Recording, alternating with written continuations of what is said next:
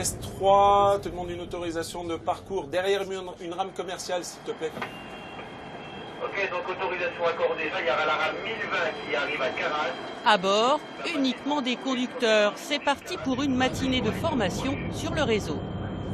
C'est un exercice en réel, justement pour confronter un peu le conducteur à une manœuvre réelle de retournement. Comprenez, faire demi-tour quand son parcours risque d'être interrompu plus loin à cause d'une manifestation, par exemple. C'est au conducteur de changer lui-même d'aiguillage. Aux manettes cette fois, Jean-Yves Pacotte. Il a déjà été confronté à cette situation plusieurs fois. Il faut s'occuper de la clientèle, évacuer la clientèle à l'arrêt qui se retrouve terminus. Et ensuite changer de loge, de cabine, prendre le sabre pour aller manipuler un aiguillage. Ça, c'est pour la procédure qu'il connaît parfaitement. La vraie difficulté, c'est le temps. On va changer, on va voir.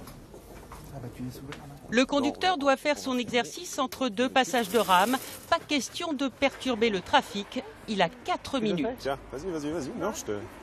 Me dépêcher quand même. Toc, ouais, bah oui, parce que donc là, tu ouvres la trappe.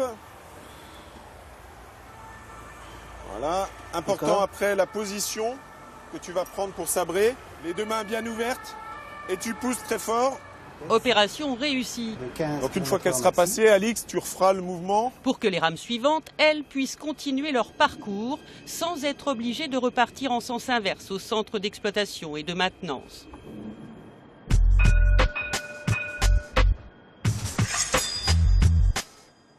Pour cette rame-là, c'est direction l'atelier. Une obligation tous les 25 000 km avec à chaque fois des contrôles ciblés.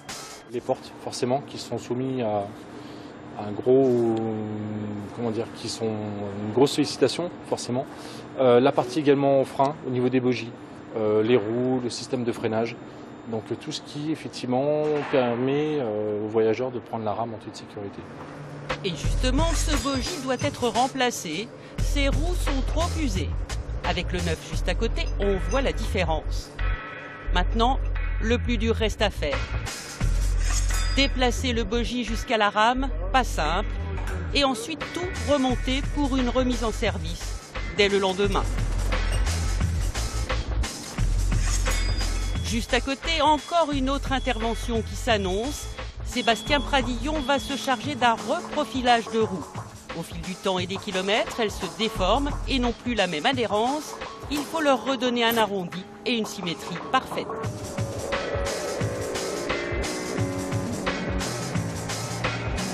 Le tram, il s'arrête, il freine brusquement, il démarre brusquement.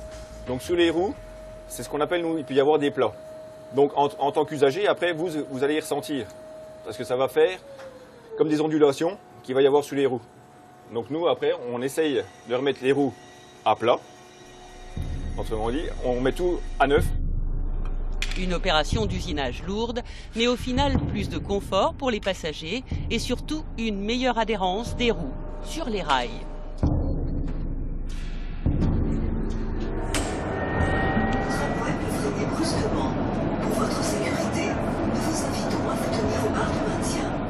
Si ces conseils de prudence sont diffusés régulièrement, c'est pour une bonne raison.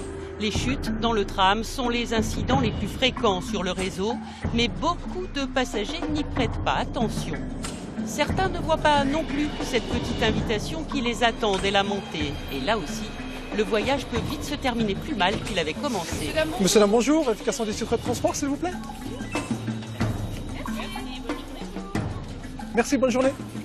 Merci bien également. 43 agents de contrôle circulent sur le réseau tram et bus et ils ne sont pas là que pour dresser des PV.